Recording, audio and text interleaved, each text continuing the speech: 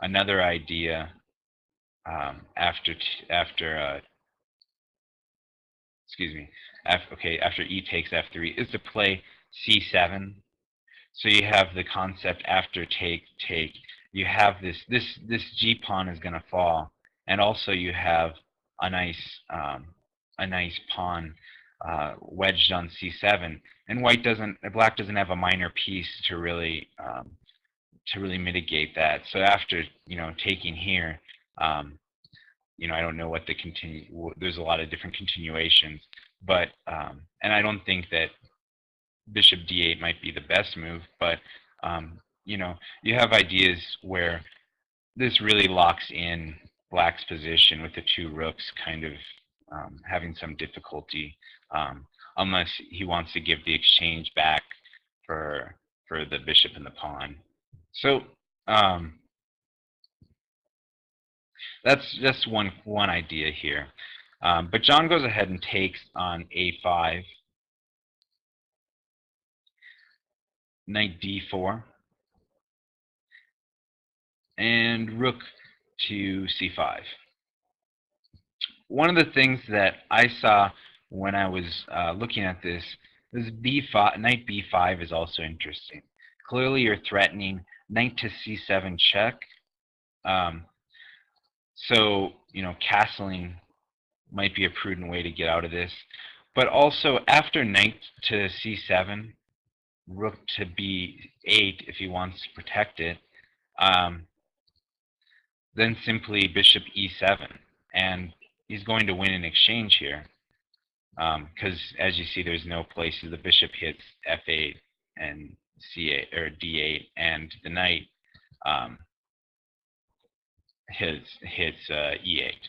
So that's another idea. In fact, black might want to just give up the knight, in a different, or give up the exchange in a different way.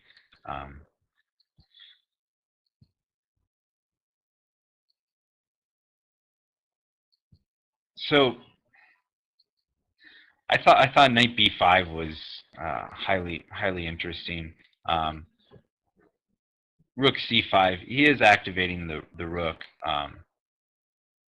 but and this is actual game. After b6 was played, which is a fine move, you can see that the bishop's going to get to b7 with the idea of getting on this long diagonal. So John goes ahead and takes the pawn, and Jackson plays bishop b7. But that gives John the ability to play rook e5 check and move the king. So you see the king goes to g8, and this rook is kind of stuck here for now. I think Jackson actually missed an opportunity here. Instead of rushing to play bishop b7, I think he had f6 first. And you can see that, after wherever bishop f4 or bishop h4 or whatever, then he can play bishop b7. And the rook doesn't really have a good square. If rook b5, there's some issues where after, you move, he's going to have to play king d2, obviously, or something like that, which is scary in and of itself right now because, you have knight c4 check ideas and all sorts of lines. But if for example, castle were played, bishop a6 can be played with an X-ray on the rook on b5 and whatever the rook that ends up on f1. Also, if rook to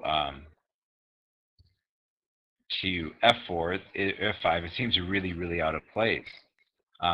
Same thing if rook to h5, g6 can be played, and once again the rook either retreats to b5 or rook h, or something like rook h6 has to be played probably, because if rook to h4, then clearly g5 is winning, if rook to h3, then something like bishop back to c8 is scary, and rook g3 has to be played. I'm not sure if bishop c8 is actually the best move, but just showing you how out of place the rook is. And it's common when you lift a rook and you try to put pressure on pawns and you do things like this. You know, if it doesn't have a clear direction and its only direction is to take a pawn, it can get real dicey, real out of place there. So f6 I think was the best move for Jackson, but he plays bishop b7, which is fitting with his plan. King f8, bishop e7 check, king to g8, and bishop a3. Bishop h4 is also an idea, but this gives away the bishop, which you know, you typically, I mean, it takes away a lot of it's difficult to give away the bishop in the end game. I mean, the bishop's a powerful piece in open endings with pawns on both sides of the board, and it definitely also makes the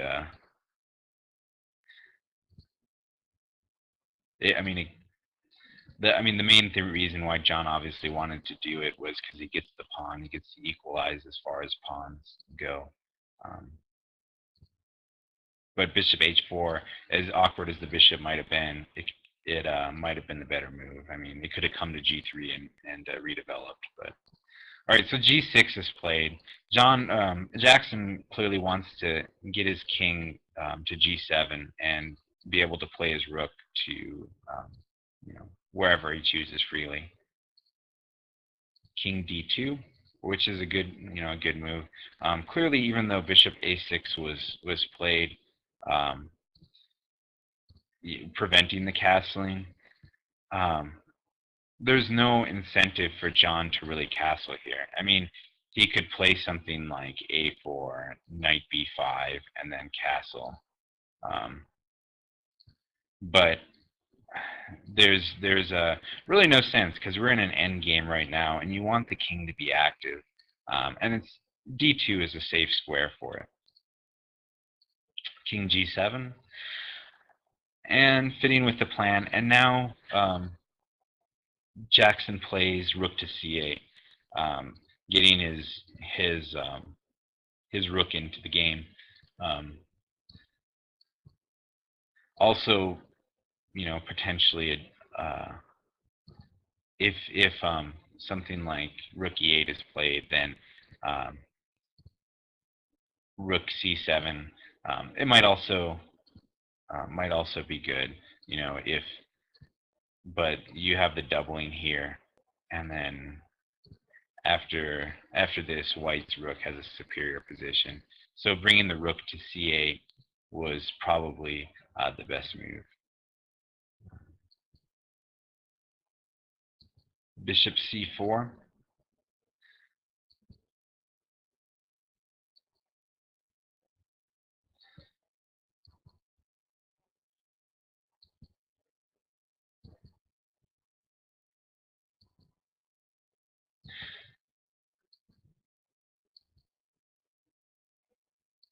I'm trying to look. I actually don't mind.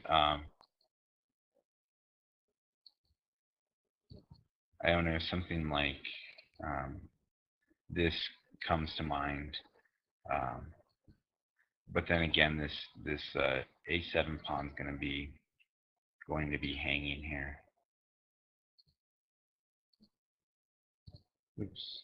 All right. So rook c1, bishop c4.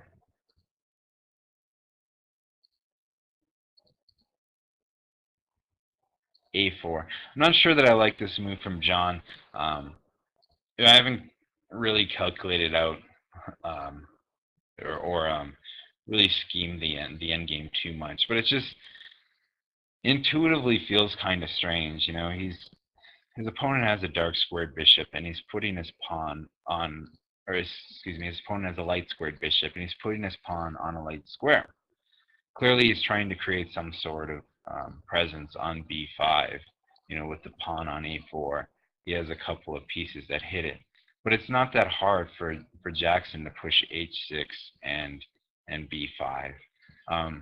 And really, Black's idea in this endgame should be to play on the side that he has the pawn majority on. And he has that pawn majority on the queen side with 2-1. So by John pushing the pawn without, sometimes it works to push it when your opponent push a pawn when your opponent has a majority, if it's going to lock your opponent from proceeding on that side of the board. But here it doesn't. It's a really momentary annoyance to Jackson, or it should be.